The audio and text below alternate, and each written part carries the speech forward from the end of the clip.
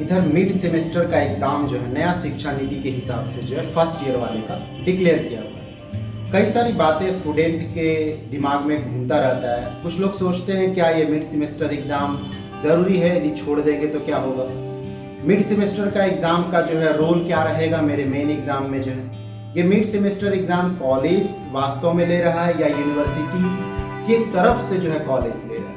College का independent exam है, मतलब स्वतंत्र रूप से, या यूनिवर्सिटी की तरफ से गाइडेड एग्जाम है। ये सभी भ्रांतियां जो रहता है। सिलेबस क्या होगा, किस तरह से मार्किंग वगैरह होंगे, इस तरह का जानकारियां जो है कई लोगों के बीच में। तो बारी बारी से हम इसका जो है निष्पादन करते हैं, सॉल्यूशन करते हैं, एक तरह से जो है समाधान देते हैं आपको। सबसे पहली बात तो ये ध्यान में रख लीजिए कि नया शिक्षा नीति में जो है मिड सेमेस्टर एग्जाम जो है यूनिवर्सिटी की तरफ से ही इसका जो है आदेश रखा हुआ रहता है। कॉलेज को बस स्वतंत्रता दिया गया है कि आप अपने लेवल पे जो है एग्जाम लेते हैं और उसके जो मार्किंग होंगे, जो क्रेडिट आएंगे उसके आधार पे, मार्किंग के आधार पे क्रेडिट, वो क्रेडिट का जानकारी जो है वो ट्रांसफर होगा आपको जो है यूनिवर्सिटी। ठीक है, तो क्रेडिट का एक महत्व जो है आपके मेन पेपर में रखा ही हुआ रहता है। नया शिक्षा नीति में ये बात रहता है। अब बात है कि सिलेबस आपका क्या है। तो सिलेबस आप इतना जान लीजिए कि मिड सेमेस्टर है तो 50% के आसपास में जो है आपका सिलेबस कवर रहेगा। जैसे मान लीजिए एग्जांपल के रूप में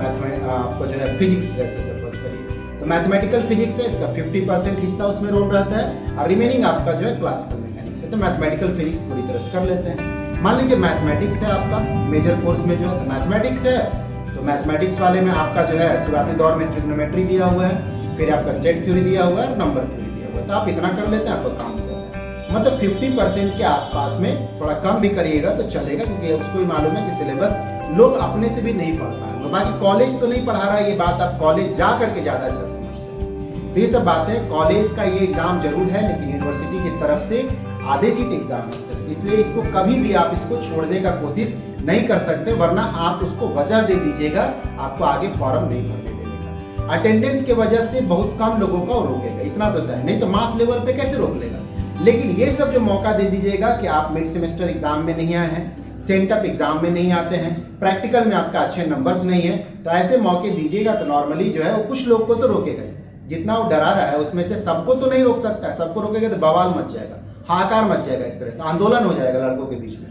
तो वो निश्चित रूप से चालाकी खेलेगा जो है, और कुछ लड़कों को जो है एज ए मैसेज अगले साल के लिए आपको देगा। मान लीजिए जो है 200 लड़के में से 5 लड़के 6 लड़के को रोक देगा एक तरह से। ठीक है, इससे क्या होगा, दहशत बढ़ जाएगा एक तरह से। और ये वैसे ही लोगों को रोकेगा जो यही मिड सेमेस्टर एग्जाम का वैल्यू नहीं देता है, जीरो अटेंडेंस रखा हुआ है, कभी उपस्थित ही नहीं हुआ है, उसके बाद कभी सेंटअप वगैरह होगा एग्जाम से पहले, उसमें हुआ क्लियर नहीं होता है, उसके बाद जो है प्रैक्टिकल वगैरह जो होता है उसमें नंबर वो अच्छी तरह से नहीं लाता है, वाइवा वगैरह में।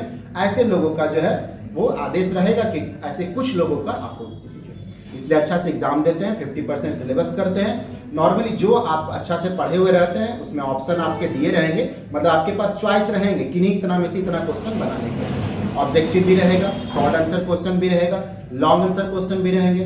तो आप एक एक करके जो है उतना बना लेते हैं जिससे आपका नंबर जो है संतोषजनक रूप से, सम्मानजनक रूप से चला आता है। बाकी किसी तरह का और बातें रहता है तो आप कमेंट बॉक्स में जो है नीचे टाइप करते हैं, तो उसका जो है समाधान दिया जाएगा।